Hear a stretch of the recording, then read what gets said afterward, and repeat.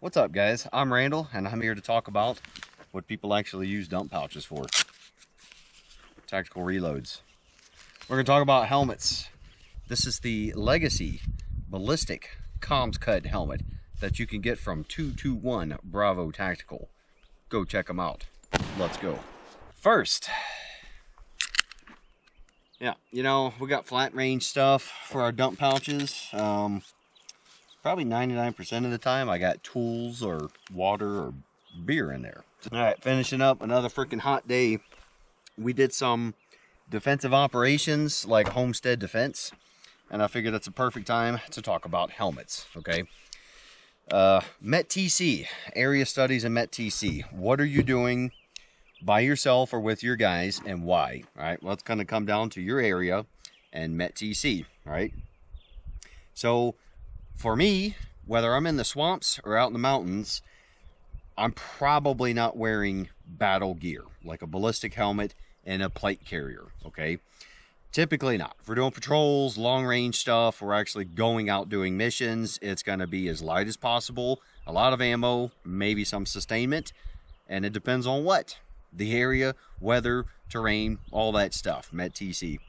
Now, what we were just covering today in our class is when you might want to consider wearing battle gear, right? So we did some homestead defense operations. We had dudes at key locations around the area pulling guard, pretty much. We had dudes in a little guardhouse. I think, and the dudes agreed with me, I think that's a good time to actually have gear on, right? So a plate carrier with plates and a ballistic type helmet. So like I said, this is the Legacy helmet. Go check it out if you're interested. What we were talking about is when you're in a static position, especially pulling guard, defensive position, that's when it's totally appropriate to be wearing gear. Because number one, you're kind of a hard target because you want to be prepared for battle, maybe getting attacked. But you're kind of a soft target because if bad guys are coming into where you're at, the site you're guarding, you may not see them coming, right? Even though you're pulling guard, you're supposed to be looking around and stuff. It's always possible guys will start engaging you first and they will have the upper hand. When we're snooping and pooping in the woods, whether it's the swamps or the mountains, we are the aggressors, or we're the guys that are trying to be as tactical and as quiet as possible, which kind of drops this stuff. But if we come across somebody, we might be the ones that have the upper hand. We might have the element of surprise. In a static guard position, you may not be that lucky, and we're kind of just standing around anyway. So we were talking about it during our training. Most of us are going to be cool with wearing a friggin' ballistic helmet and a plate carrier. Now, I've talked about the LCE or the newer Crossfire DZ rig, which I now love. You can totally wear that over your plate carrier as long as it's slick, okay?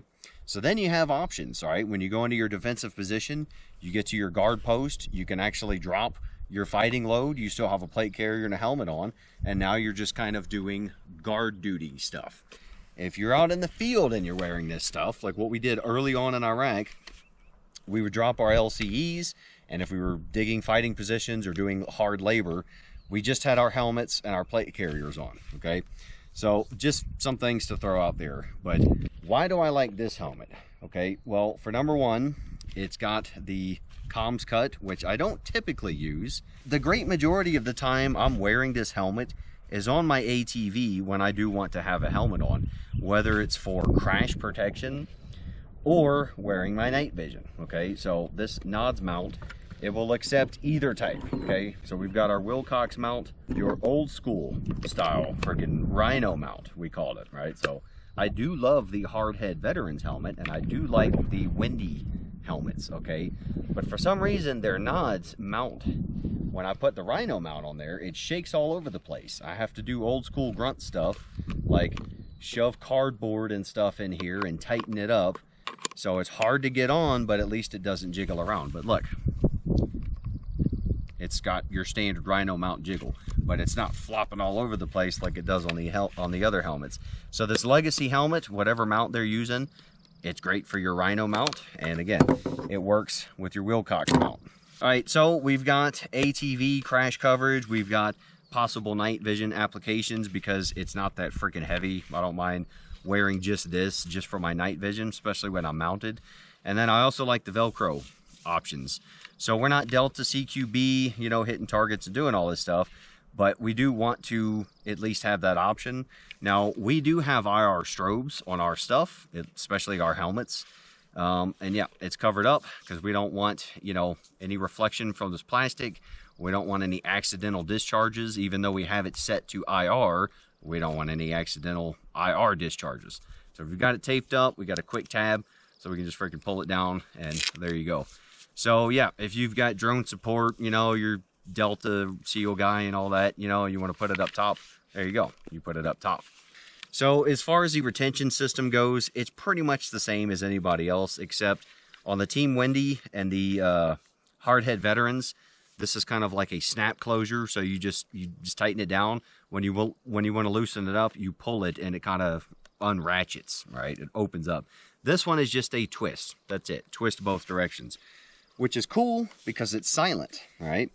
Not that we're being stealthy with helmets and shit on, but I do like the fact that instead of a full-blown pulling that off, like let's say I just want to loosen it, if I just pull that ratchet like on Team Wendy and hardhead veterans, it's going to completely come undone. There's no just loosen it up a little bit. This one, I get it on there, oh, it's too tight, couple turns back, and there we go. Perfect. I don't have to screw with the ratcheting system. Now, of course, with a beard, you're barely wearing this chin strap where it should be. So I generally put it on, and we got it up under the beard, no problem. Instead of your chin straps locking, it's just a simple slide up and down. And I think that's pretty cool because it makes for faster adjustment. And why do we want to be able to adjust our helmet very quickly? Well, because you might throw on your beanie hat in a position at night, and now you got to adjust it really quickly. Maybe your head has swollen up because it is just freaking hot as hell. So it's kind of cool to just be able to pull up on that, and you got a quick way to tighten that down. Now let's talk about comfort. So I'm a guy that came in with the original Ballistic, like Kevlar helmets, right? And then the ACHs that we got in 05 were freaking godsends. So basically for a dude like me, anything is an upgrade, right?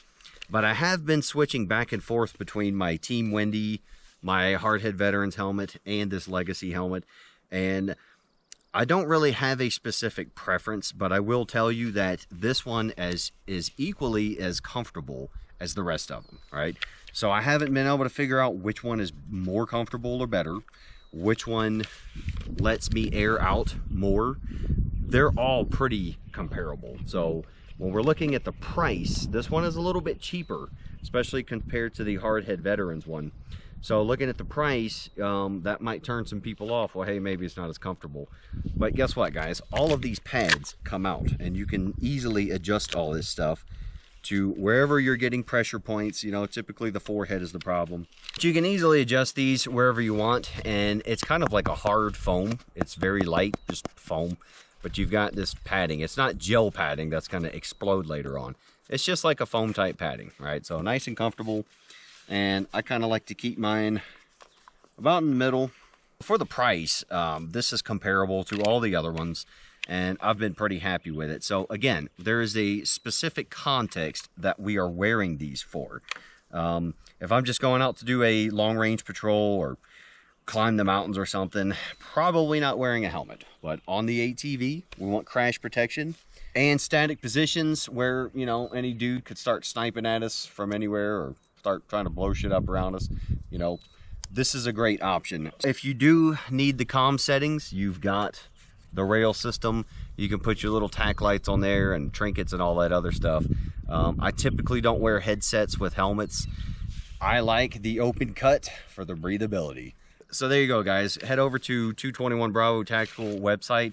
Check out the Legacy stuff. They also make like plates and shit like that. Very good stuff and very affordable. And the people at 221 Bravo are good people. I'll see you in the next one. Take care.